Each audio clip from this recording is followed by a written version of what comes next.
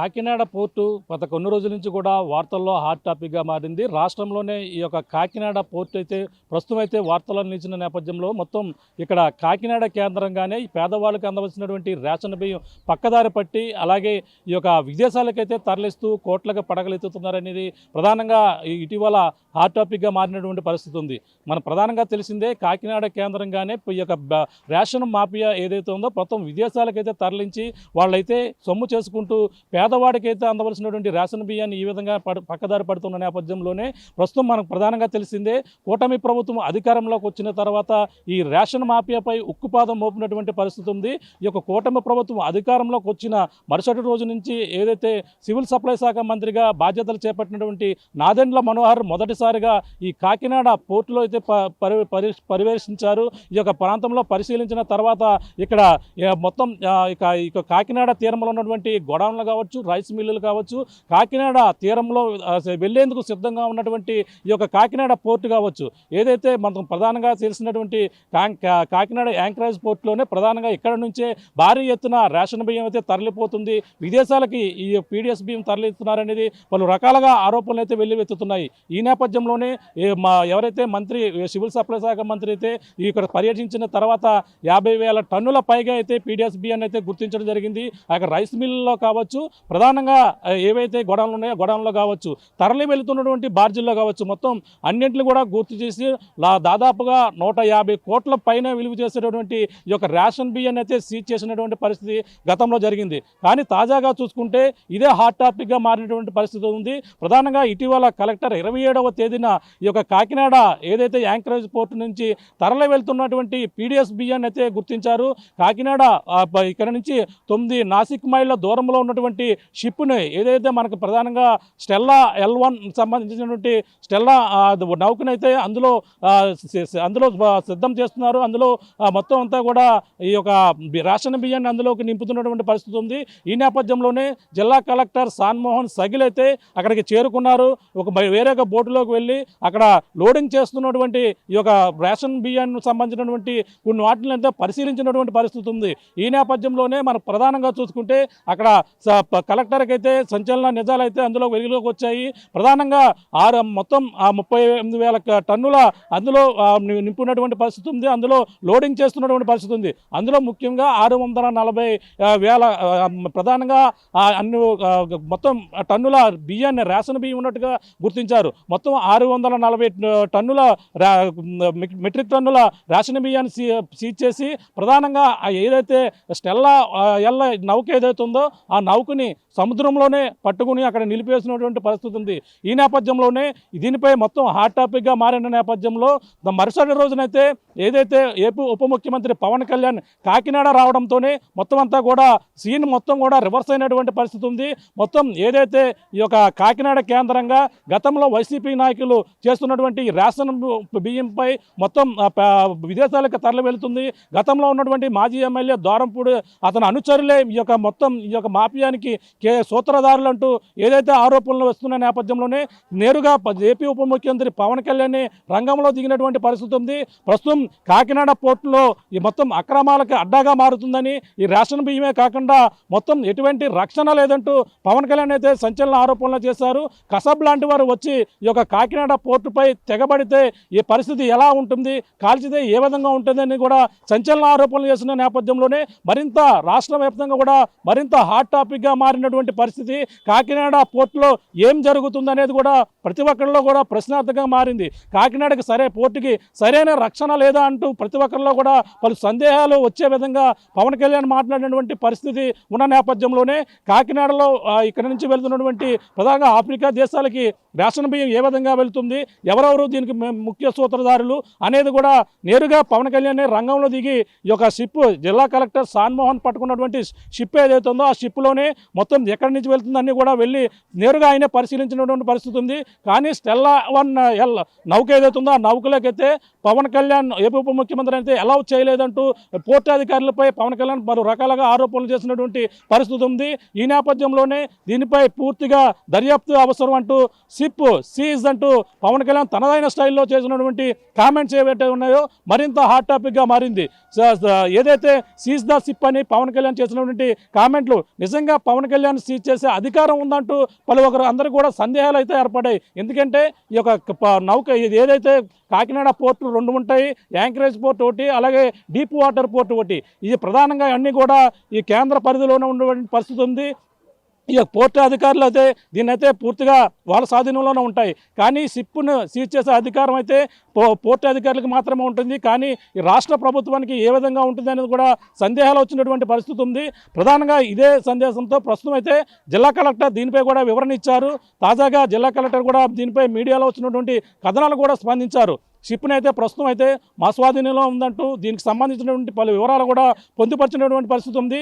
దీంట్లో మనం ప్రధానంగా చూసుకుంటే గతంలో ఆ రోజు మేము వెళ్ళి పరిశీలించినటువంటి 27వ తేదీన షిప్లో 640 టన్నుల సంబంధించినటువంటి ఏదైతే పీడిఎస్ బియ్యం ఉన్నాయి ఇంకా పరిశీలించవలసి ఉంది. అందులో ఇప్పటికే ఫిల్ అయినటువంటి పరిస్థితి ఉందని జిల్లా కలెక్టర్ సాన్మోహన్ ఈరోజు వివరణ ఇచ్చారు. దీనికి ప్రత్యేకంగా అన్ని శాఖల నుంచి అధికారులు అయితే ప్రత్యేకంగా ఇందులో ఇంక్లూడ్ చేస్తూ ఒక కమిటీని అయితే ఏర్పాటు చేసి మరొకసారి స్టెల్లా ఎల్ నౌక ఏదైతే ఉందో నౌకలో పూర్తి స్థాయిలో ఏ విధంగా ఉన్నాయి, అక్కడ ఏం జరిగిందనేది కూడా పరిశీలించేందుకు, నిజ నిర్ధారణ చేసేందుకు ఒక కమిటీని కూడా ఏర్పాటు చేసి ఇవాళ రేపట్లో మొత్తం ఆ కమిటీ అయితే పూర్తి స్థాయిలో సిద్ధం చేసి మరొకసారి ఏదైతే నౌక ఉందో ఆ నౌక స్టెల్లా ఎల్ నౌకలోకి వెళ్ళి అక్కడ పూర్తిగా పరిశీలించినటువంటి పరిస్థితి ఉంది.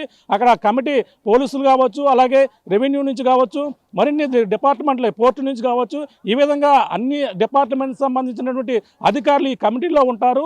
కమిటీలో ఉన్న తర్వాత వాళ్ళకైతే పూర్తిగా వీటిలో ఏ విధంగా ఉంటుంది, ఇక్కడ పరిశీలన అక్కడ నిజంగా ఏ స్థాయిలో రేషన్ బియ్యం ఉన్నాయి అనేది కూడా పరిశీలించేందుకు ఒక టెక్నికల్ టీంను కూడా తీసుకువెళ్తారు. వాళ్ళు పరిశీలించిన తర్వాత ఆ టెక్నికల్ టీంలో ఏ విధంగా ఉన్నాయి అన్నీ కూడా పూర్తిగా పరిశీలించిన తర్వాత ఆ షిప్ని అయితే పూర్తిగా సీజ్ చేయాలా లేదా అనేది కూడా పరిశీలిస్తామని చెప్పడం జరిగింది. ప్రస్తుతం అయితే అది ఆ పోర్టు అధికారుల ఆధీనంలోనే షిప్ అయితే ఉన్నటువంటి పరిస్థితి ఉంది. ప్రస్తుతం సీజింగ్లోనే ఉన్నటువంటి పరిస్థితి. అంటే సీజింగ్ పూర్తిగా చేయాలంటే నిజంగా అందులో పీడిఎస్ బియ్యం ఎక్కువగా ఉన్నాయా లేదంటే పీడిఎస్ బియ్యంలో ఇంకా ఏ స్థాయిలో ఉన్నది కూడా పూర్తిగా నిర్ధారించిన తర్వాత షిప్ని పూర్తి స్థాయిలో సీజ్ చేయాలా లేదా అనేది కూడా ఆలోచించవలసిన పరిస్థితి ఉందని కలెక్టర్ పూర్తి వివరాలు వచ్చిన తర్వాత దీనిపై మరింత వివరాలు తీసుకుంటామని చెప్పినటువంటి పరిస్థితి అయితే ప్రధానంగా కనపడుతుంది.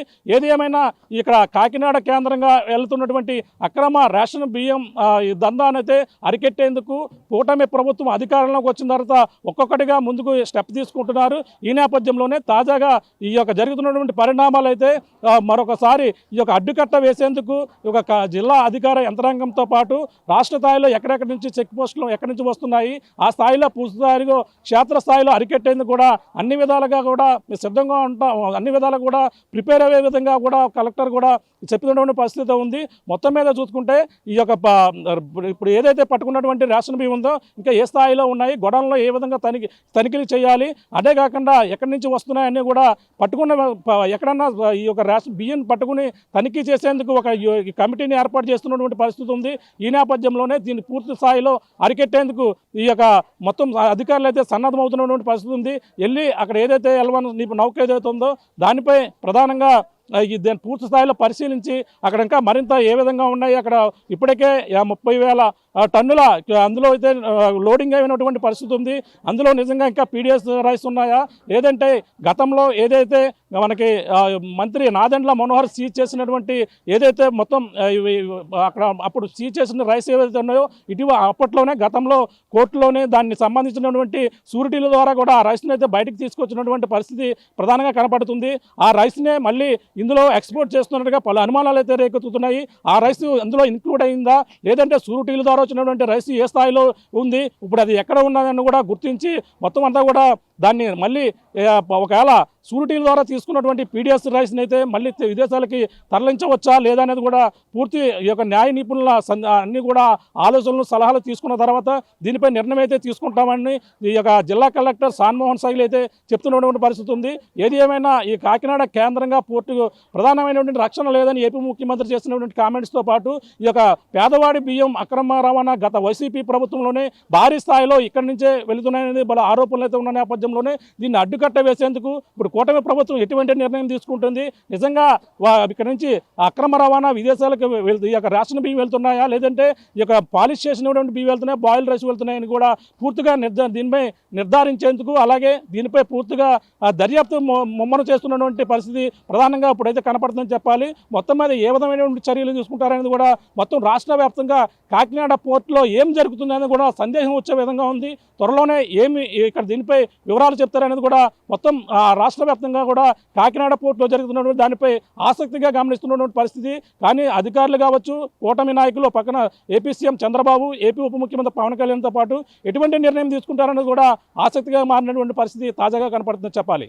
కాకినాడ కేంద్రంగా ఏదైతే పేదవాడికి అందాల్సిన రేషన్ బియ్యం పక్కదారి పడుతుందని ప్రధానంగా కూటమి నాయకులు అయితే ఆరోపణలు అయితే చేస్తున్నారు. ఈ నేపథ్యంలో గతంలోనే భారీ ఎత్తులో గత వైసీపీ ప్రభుత్వం హయాంలోనే ఈ యొక్క ప్రధానంగా భారీగా ఈ యొక్క పేదవాడి బియ్యం విదేశాలకైతే తరలించారనేది కూడా వాళ్ళ ఆరోపణలు ఉన్నాయి. గతంలో ఏదైతే ఇక్కడ ఉన్నటువంటి స్థానిక ఎమ్మెల్యే దూరంపూడి కుటుంబ సభ్యులపైన పలు ఆరోపణలు అయితే చేస్తున్నటువంటి పరిస్థితి ఉంది. కానీ దీనిపై ఇప్పుడు ప్రధానంగా జరుగుతున్నటువంటి మొత్తం రాష్ట్ర వ్యాప్తంగా సంచలనంగా మారింది. కాకినాడ పోర్టులో ఏ విధంగా జరుగుతుందనేది కూడా ఉన్న నేపథ్యంలోనే మనం ప్రధానంగా చూడొచ్చు. మన కాకినాడకి అయితే ప్రధానమైనటువంటి పోర్టులు మనకి ప్రధానంగా అయితే రెండు ఉన్నాయి. అంటే ఇందులో కాకినాడ పోర్టు నుంచే ఎక్కువగా ఈ యొక్క శ్రీ మార్గం దగ్గరగా ఉండడంతోనే ఇక్కడ నుంచి కాకినాడకైతే మనకి గతంలో మనకి ఈ port Kakinada deep water port అయితే మెయిన్ పోర్ట్ కనపడుతుంది.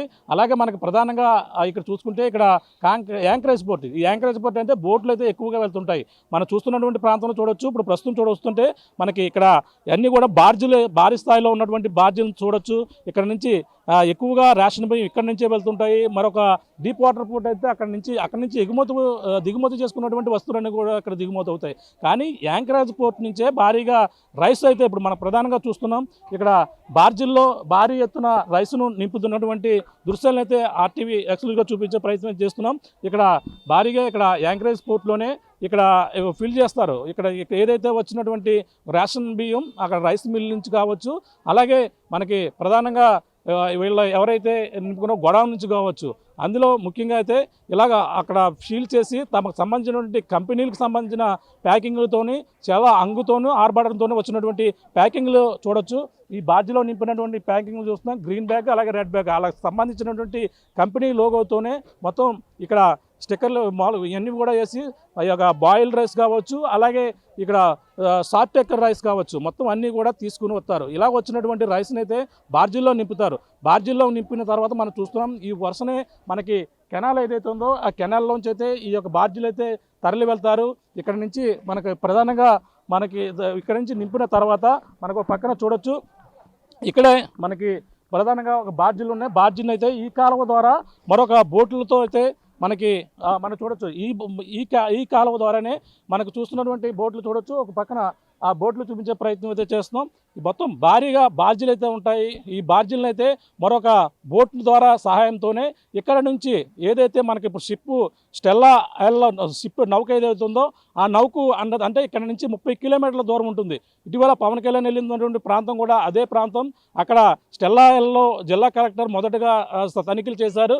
అక్కడ అంత దూరం అంటే 39 నాసిక్ మైళ్ళ దూరంలో ఉన్నటువంటి ఈ యొక్క ప్రాంతం. అక్కడి నుంచి కూడా ఈ బార్జీల ద్వారా వీటిని అయితే తీసుకుని వెళ్తారు. ఈ రైస్ని తీసుకెళ్ళిన తర్వాత వాళ్ళైతే పూర్తిగా అక్కడ మళ్ళీ మనకి ఈ బార్జీలు ఏవైతే ఉన్నాయో ఈ బార్జీల్లో నింపినటువంటి రైసుల్ని మనకి చూస్తున్నటువంటి తాళ్ళు చూస్తున్నాం. మరో పక్కన అక్కడ మొత్తం రైసు బార్జీలో తాళ్ళు మనకు కనపడుతున్నాయి. భారీ సైజులో ఉన్నటువంటి పెద్ద తాడులు ఏవైతే ఉన్నాయో ఆ తాడుల్ని మనకి చూపించే ప్రయత్నం చేస్తున్నాం.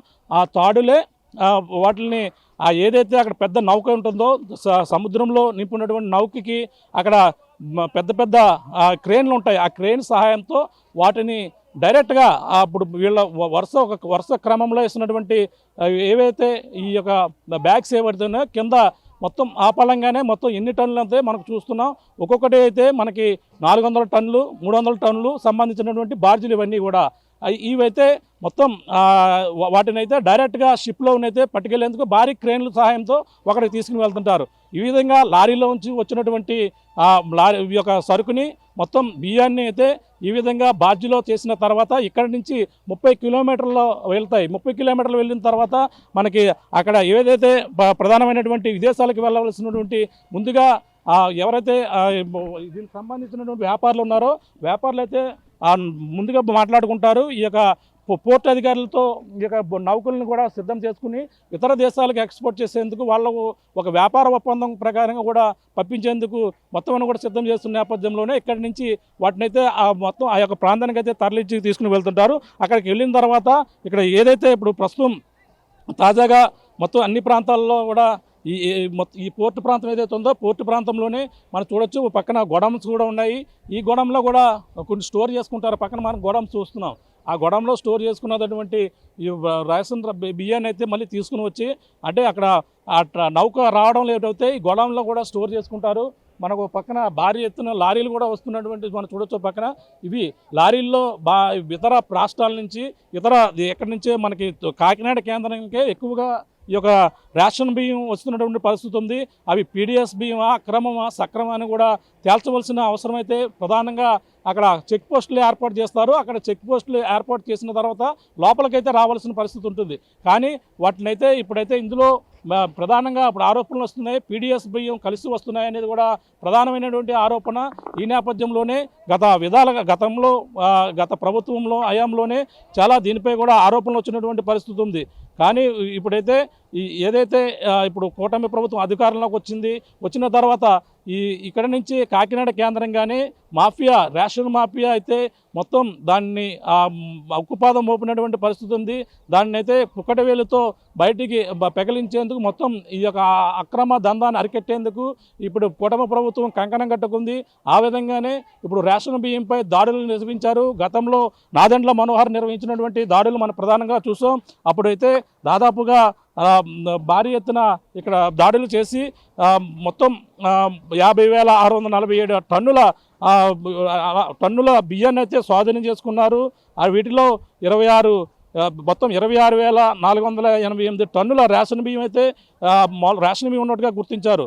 కొత్తగా వచ్చినటువంటి పోర్టు పరిసరాల్లో 2 సమీకృత చెక్ పోస్టులు కూడా అరికట్టేందుకు చెక్ పోస్టులు ఏర్పాటు చేశారు. రోజుకి 100-1100 లారీలు చెకింగ్ చేసి వెళ్తున్నటువంటి పరిస్థితి ఉంటుంది. కానీ ఇప్పుడు మనం చూడొచ్చు ఈ విధంగా వచ్చినటువంటి లారీలు చెక్ చేసిన తర్వాత బార్జిల్లో వేసినటువంటి మనం చూడొచ్చు. బార్జిల్లోకి వేసిన తర్వాత ఈ విధంగా పైన వర్షం వస్తే తడవకుండా ఉండేందుకు వాళ్ళైతే ఈ విధంగా దానికి అయితే కడతారు. మనం చూస్తున్నాం ఏ విధంగా చేస్తున్నారో. పక్కన రైస్ని అయితే మనం చూడొచ్చు. మరిన్ని వీడియోస్ కోసం ఛానల్ ని సబ్స్క్రైబ్ చేయండి. లేటెస్ట్ అప్డేట్స్ కోసం వాట్సాప్ ఛానల్ ని ఫాలో అవ్వండి. ఆ లింక్ డిస్క్రిప్షన్ లో ఉంది.